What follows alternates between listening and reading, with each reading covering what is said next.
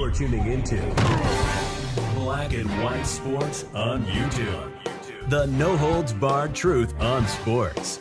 The main event starts. All right, Black and White Sports supporters. Well, we're going to talk about Shedeur Sanders.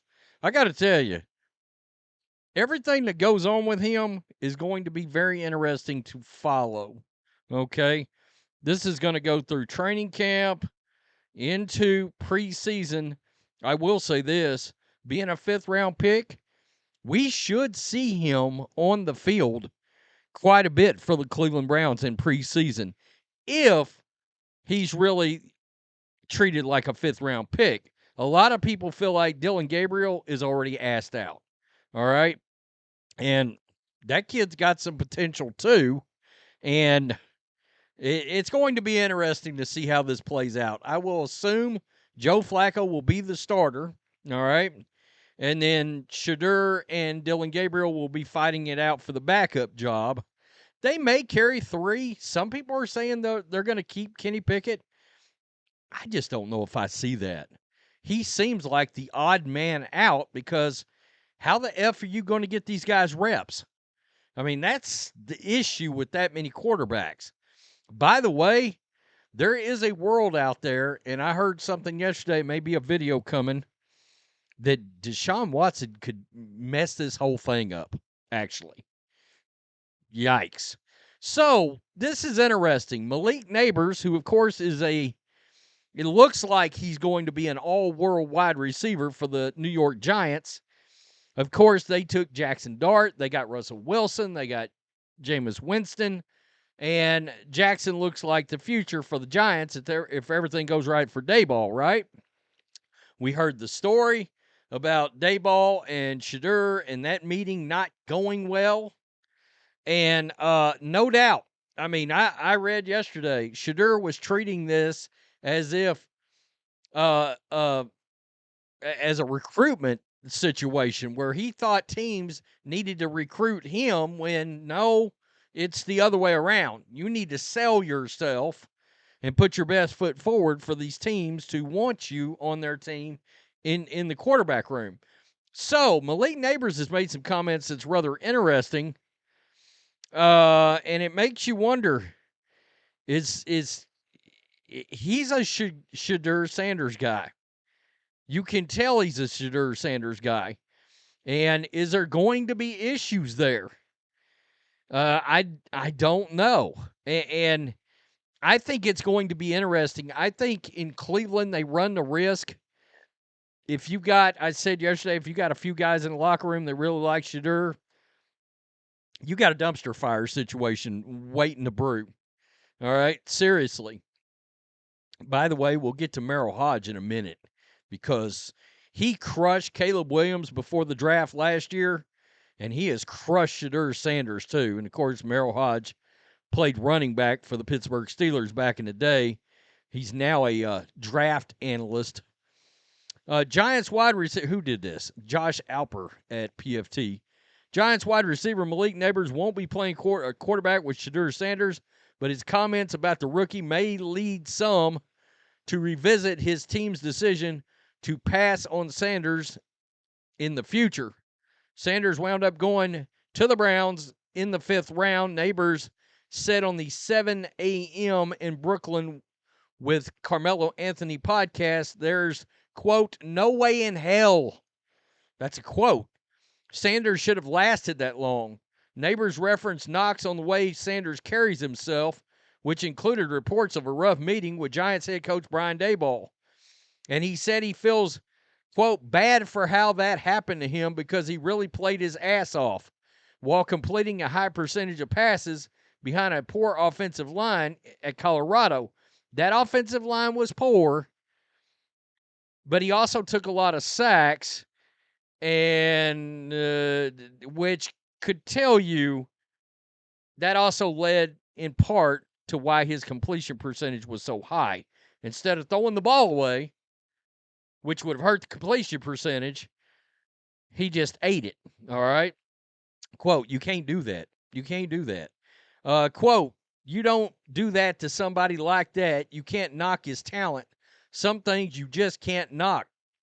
Come on, bro. We got to stop making feelings with how people play that linger. Yeah, he might have said some things on camera, off the field. You don't have to do with how he play that don't have to do with how he plays football. Come on, Josh Alper, you put a W in there. That don't have to do with how he plays football. We're here for one thing, that's to play football. Everybody's got different personalities. So this leads me to believe is Malik Nabers going to have an issue with Jackson Dart? It sounds to me like he wanted Shedeur Sanders. Good Lord. This whole thing could end up being a wreck. Seriously. So, he was talking about he was too good of a football player. Well, Merril Hoge, and if you're not old enough to know who Merril Hoge is, he was a white running back for the Pittsburgh Steelers back in the day, and a pretty damn good one. He was on ESPN for years and years as a film breakdown guy with Sal Palantonio, all right? And they had a morning weekend show during the football season, and it was really good. They broke down literal X's and O's. And so last year he crushed, I did a video on him, he crushed Caleb Williams for the same things I had an issue with. Held on to the ball too long, didn't play well against top 25 defenses in college, just all the things. And we saw some of that last year. I'm still not entirely sold on Caleb. All right, I'm not.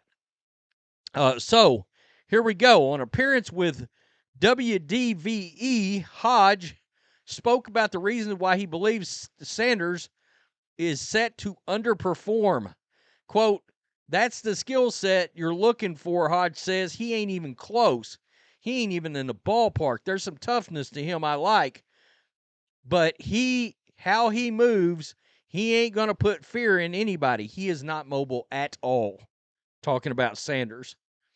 All right, Hoge would then go on to diss his play at the collegiate level. Quote, "Nobody threw more bubble screens than Shedeur Sanders when it mattered. In the college environment, it can be hard to translate a kid to where he's going to play, so you have to take a deeper look into it. You have to find things that simulate the NFL. You're not going to throw 50% of your bubble screens and survive in the NFL. You can do that in college. They'll sit there and they'll say their offensive line was bad, and so that's why we did those type of things. But if your quarterback is good, you can run everything. You don't have to run a bubble screen." So he's saying, look, Shedeur's skill set in college was not strong enough to help out his offensive line and still be able to run regular football plays instead of just throwing bubble screens because the offensive line was bad. There's all kinds of things you can do if the offensive line is bad.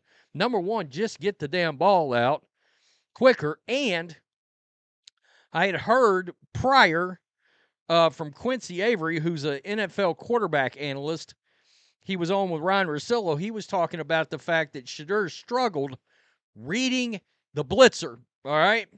And the guy that was going to come after him, and he struggled with hots, all right? Hot routes. In other words, oh shit, here they come. My offensive line's weak. He could not spot it, process it, boom, get the ball out on a slant. That's how you combat that crap, all right? And he can't do that. Now, he may learn it at Cleveland. Stefanski's look, people are shit on Kevin Stefanski. He's a good coach. He's a good offensive coach. All right, we're going to see that. If they'd have kept Baker, you would have really seen it by now, because I think they would have made the playoffs every year. But this is going to be interesting, and it bears watching, because Malik Nabers is pretty damn outspoken with the New York Giants. You know, is he going to accept Jackson Dart as quarterback? Because it sure sounded like he wanted Shedeur Sanders. And Merrill Hoge, man, he just puts it out there. He watches film, he crunches film, and he spits out exactly what he thinks of these guys, right? Wow. Tell me what you think. Hit subscribe. Thanks for watching. Peace. I'm out. Till next time. Thanks for watching the show. Be sure to like, comment, and subscribe. Be sure to tune in next time on Black and White Sports.